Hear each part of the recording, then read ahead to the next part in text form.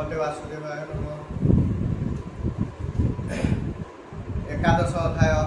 मैत्रेय उवाच शुण विदुर तोष मने ध्रुव समीपे वृंदावने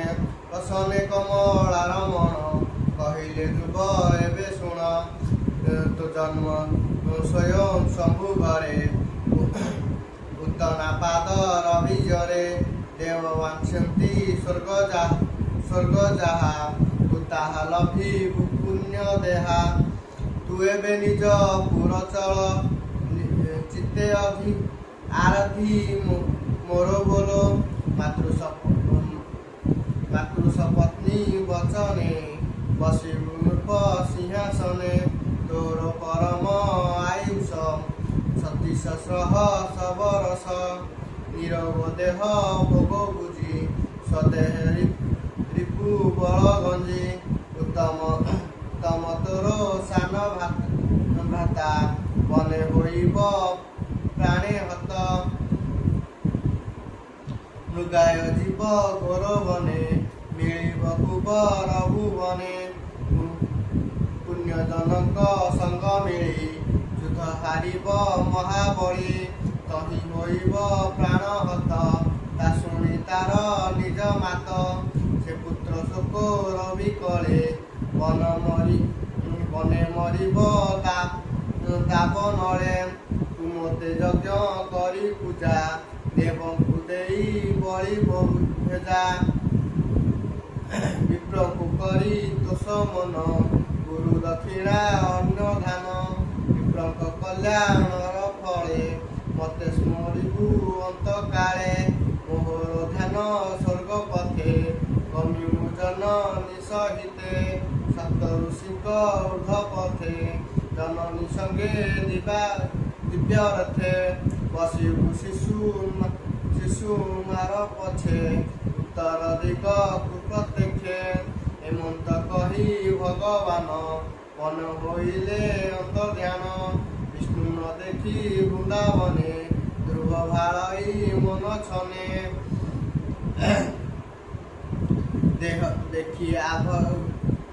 ଦେଖି ଅଭାଗ୍ୟ କର୍ମ ମୋର ତପେ ତୋଷିଲି ଚକ୍ରଧର ଜନନୀ ସପତ୍ନୀର ଛଳେ ମୋକ୍ଷ ନ ମାଗି ବିଷ୍ଣୁ ତୁଲେ ଲଭିବି ଧ୍ରୁବ ଅଧିକାର ଦେଖି ଅଭାଗ୍ୟ କର୍ମ ମୋର ହେମନ୍ତ ମନ ବିଚାରିଲା ତକ୍ଷଣେ ନିଜ ପୁର ଗଲା ବିଦୁର ବାଚ ଯେ ହରି ପର ମଧୁଲଭ ଲଭିବ ନର ପାରେ ବ୍ରହ୍ମା ଶିବ ସେ ହରି ତହୁ ବର ପାଇ ତାର ମାୟାରେ ମନ ଦେଇ ଆତ୍ମାର ଗତି ନ ମାଗିଲା ମତେ ତ ସନ୍ଦେହ ଲାଗିଲା ମୈତ୍ରେୟ ବାଚ ମାତୃ ସପତ୍ନୀ ବାକ୍ୟ ସରେ ମର୍ମ ଭେଦିଲା ତା ହୃଦରେ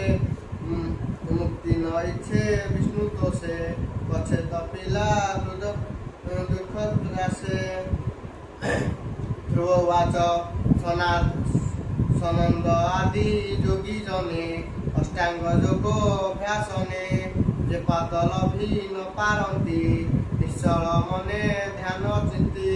ସେ ପାଦ ହତୁ ପକାଇଲି ଦେଖି ଅଭାଗ୍ୟ କର୍ମ କଲି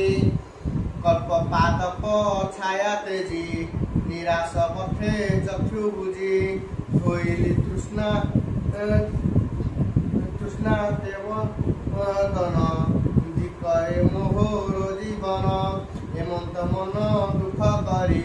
ଧ୍ରୁବ ଚଳିଲା ନିଜ ପୁରୀ ପଥେ ଧ୍ରୁବଙ୍କୁ ଦେଖି ଜନେ ବେଗ ଚଳିଲେ ସୁଖ ମନେ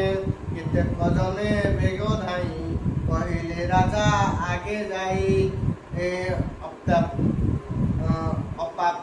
ପ୍ରାପ୍ତି ପ୍ରାୟ ମଣି ସମ୍ଭବ ଚିନ୍ତେ ନୃପମଣି ତକ୍ଷଣ ଆସନୁ ଉଠିଲା ଆନନ୍ଦ ସାଗରେ ବୁଡ଼ିଲା କାନ୍ଦଇ କଣ୍ଠ ଗଦ ଗଦେ ତକ୍ଷଣ ମିଳିଲେ ନାରଦେ ସମ୍ଭମେ ରାଜା ମୁଖ ଚାହିଁ ଧ୍ରୁବ ଆସନ୍ତା କଥା କହି শুনি সন্তোষে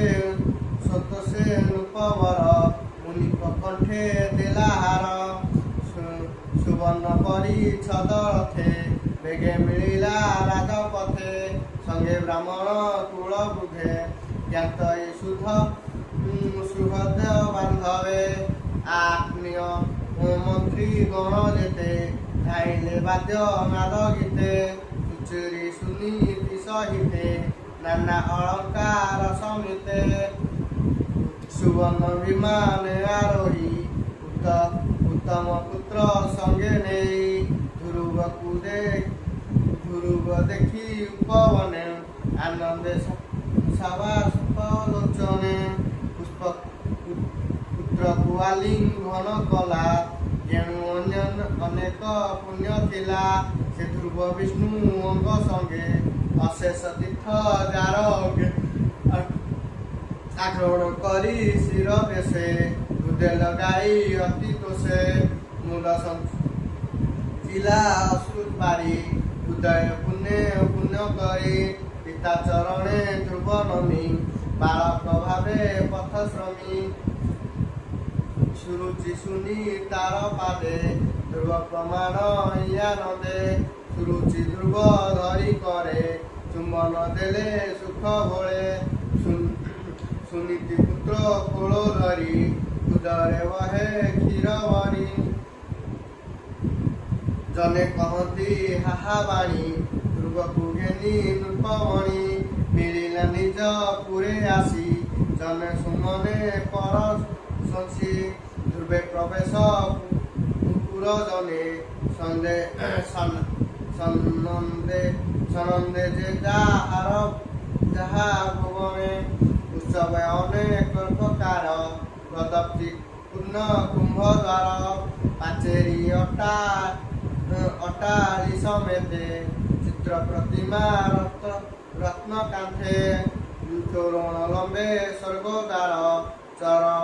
ଚନ୍ଦନ ଛେରା ନିରନ୍ତରେ ସ୍ୱଭାବେ ପ୍ରିୟ ବ୍ରତପୁର କିୟ ବା ଦେବ ପଟନ୍ତର ସକଳ ପୁର ଗାନ ସଙ୍ଗେ ଧ୍ରୁବକୁ ଦେଖି ପୁର ମାର୍ଗେ ଦୁଗ୍ଧ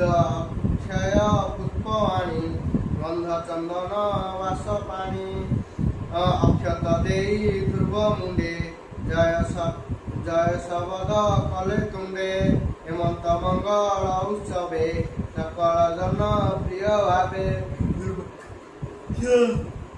ଧ୍ରୁବ ପ୍ରବେଶ ନିଜ ପୁରୟ କିୟ ବା ଦେବା ପଟାନ୍ତର ପୁର ପ୍ରବେଶ ରାଜସୁତ ଦେଖି ସକଳେ କୃତ୍ୟକୃତ ଶଙ୍ଖ ଦୁଦୁମ୍ଭି ବାଦ୍ୟ ସ୍ଫୁରେ ମଙ୍ଗଳନାଦ ଗୀତ ପୁରେ ଯେ ଧ୍ରୁବ ହରି ଅଙ୍ଗ ସଙ୍ଗେ ଅଶେଷ ଲକ୍ଷ୍ମୀ ଯାର ଅଙ୍ଗେ ସେ ଧ୍ରୁବ ଚରଣ କମଳେ ସୁଜନ ଚିନ୍ତ ଧ୍ୟାନ ବଳେ ଯାର ସ୍ମରଣେ ପାପ ନାଶେ ନିର୍ମଳ ଜ୍ଞାନ ପ୍ରକାଶେ ଚତୁର୍ଥ ସ୍କନ୍ଦ ଭାଗବତ କହଇ ଜଗନ୍ନାଥ ଦାସ ଇତି ଶ୍ରୀମଦ୍ ଭାଗବତେ ମହାପୁରାଣେ ପରମହଂସୟ ସଂହିତାୟ